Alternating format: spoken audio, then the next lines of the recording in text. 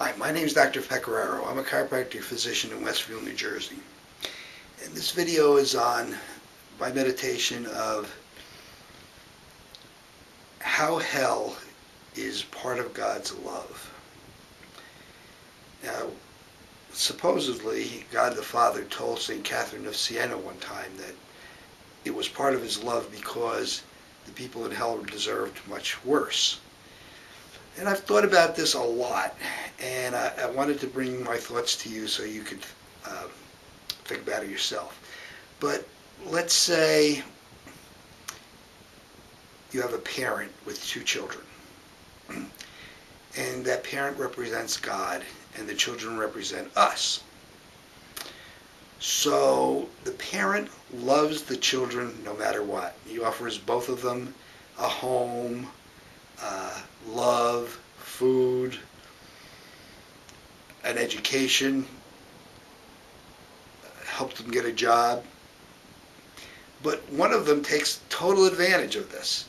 He lives in the house, eats the food, goes to college, studies, gets some kind of profession where he makes a decent amount of money.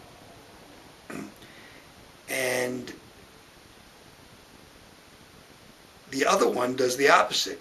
He wants to be a drug addict, wants to be a thief, stays out all night, doesn't eat the food at the house, just eats at McDonald's all the time or whatever, drinks a lot, and is basically a bum. You know, he doesn't work, doesn't want to work, always steals. And so there's a difference between the two. The parent, God, is giving the same love to both of them, but the one child is turning his back on all those gifts, and the other one is not. And the one who's turning his back on God, on the parent, is putting himself in his own hell. And when let's say the parent dies, in real life it would be the child that was dying, but let's say the parent dies. And the reason why I'm saying that is because now God, the parent, is cut off from the children. The children are cut off from God.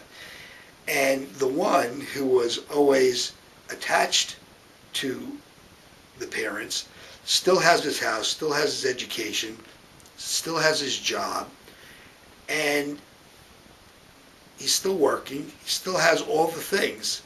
Whereas the other child doesn't have any of these things because he turned his back on them before, and now the parent is gone, he can't even get them from him anymore. So